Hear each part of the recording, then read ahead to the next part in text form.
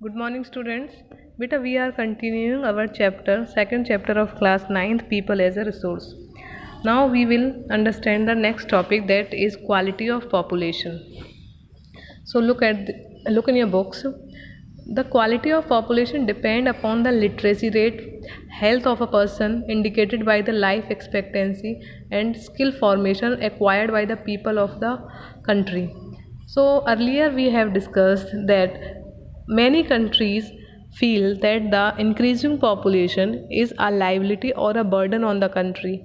But many countries have proved that the increasing population or high population may not be a burden, but it may prove to be an asset for the country, which may result in increased production and increased per capita income and increased national income of the country. So the quality of population which a country have, it depends on various kinds of factors. Like the first one is the literacy rate, whether the population is educated or uneducated.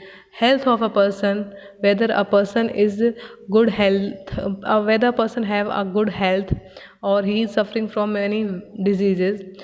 And the skill formation, what kind of skill and knowledge a particular person have. These are the main factors which will decide that your population is an asset or a burden. The quality of the population ultimately decides the growth rate of the country, right? So if your population is good quality of population, if you have educated and good health population you have, then your country will move to the growth rate. Illiterate and unhealthy population are a liability for the economy. Literate and healthy population are an asset. Look at the next point, that is education. It means literacy rate, saksharta. Sakil's education in the initial years of his life bore him the fruits in the later years in terms of good job and salary. Uh, Two examples which we saw in the last pages.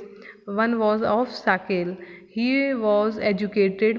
Sakil was a boy. He got good education in his childhood, and after that, this education gave him good job and salary in his future. We saw education was an important input for the growth of Sakil. It opened new horizon for him, provided new aspirations and developed values of life. Not only for Sakil, education contributes education contributes towards the growth of society also. It enhances the national income, cultural richness, and increases the efficiency of the governance. So beta, if a person is educated, then he will get the benefits of it. And not only the person who is educated, his or her family also get the benefits of it, and the society also, and we can say overall government may get the benefits of it. But if a person is not educated and if he or she is illiterate, then he or she will face various kind of difficulties. There is a provision made for providing universal access, retention and quality in elementary education with a special emphasis on girls. There is also an establishment of pace setting of schools like Navodaya Vidyalaya in each district. Vocational streams have been developed to equip large number of high school students with occupations related to knowledge and skill. The plan outlay on education has increased from 151 crore in the first plan to rupees 43,825 crore in the 10th plan. The expenditure on education as a percentage of GDP rose from 0.64% in 1951 to 52 to 3.98 in 2002 to 2003. So beta, government or a country have realized that education is the main important key factor in the development of individuals and the country, and the growth and development of the country. So government is trying its best to provide education to all the people, yeah, to give the education to full of its population. Government has started many various kinds of schools like the Navodaya Vidyalaya and mainly government is trying to provide education to the girls, because in villages and in some parts of cities also, people are not ready to send the girl child to the school. So government is trying its best to provide education to girls. Government has made a good amount of investment in the field of education. In the first 5 year plan, it was just rupees 151 crore, but in the 10th 5 year plan, it has increased 43,825 crore. Government has spent so huge amount on the education only, right? The literacy rate have increased from 18% in 1951 to 65% in 2005, and because of the efforts of the government and people, the literacy rate has also jumped from just 18% in 1951 and 65% in 2001.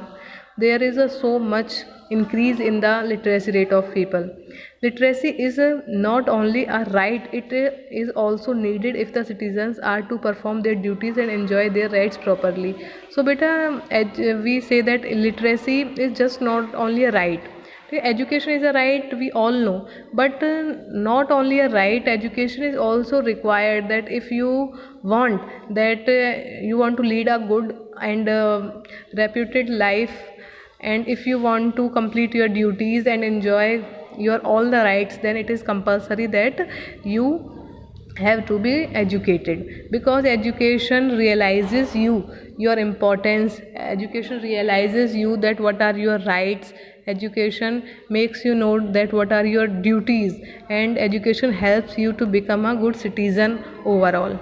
However, a vast differences is noticed across different sections of the population. Literacy among males is nearly 50% higher than females, and it is about 50% in urban areas as compared to the rural areas.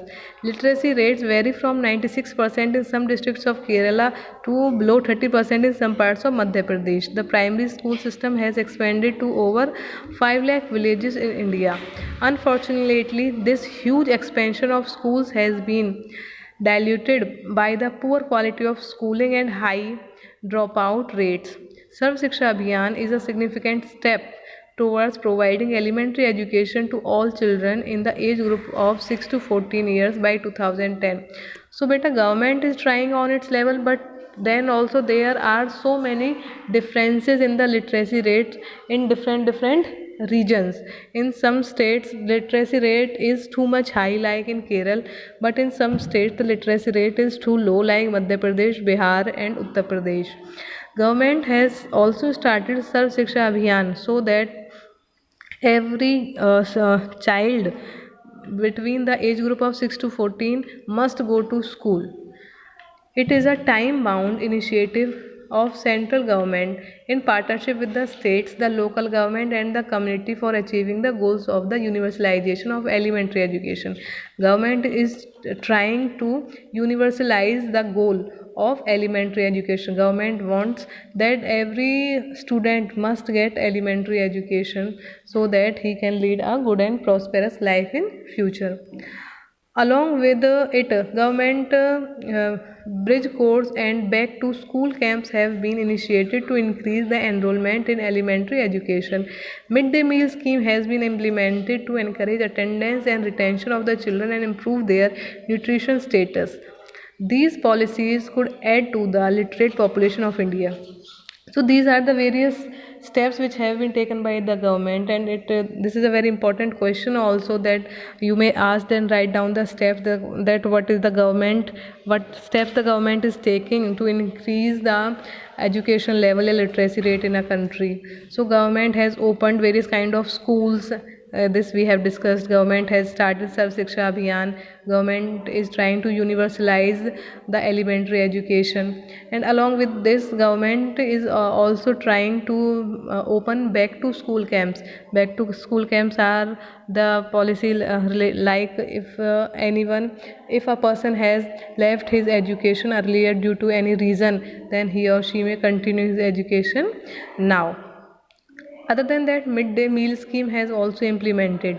Midday meal is a scheme given in the government schools, where the children are given good food in their lunch time, so that they may not leave the government school. And uh, this will also improve their nutritional status, because government try to give nutritious food to the students, so that the enrollment ratio may increase in the government schools, and children come in a large ratio in the government schools.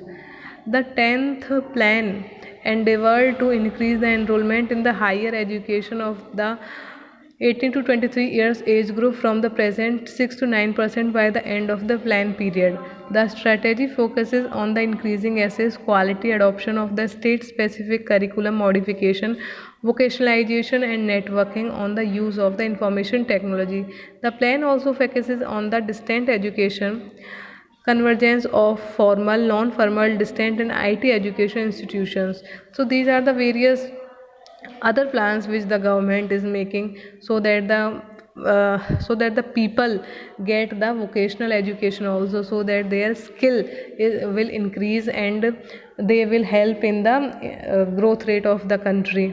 Government is giving them skilled knowledge like information technology in various kind of institutions.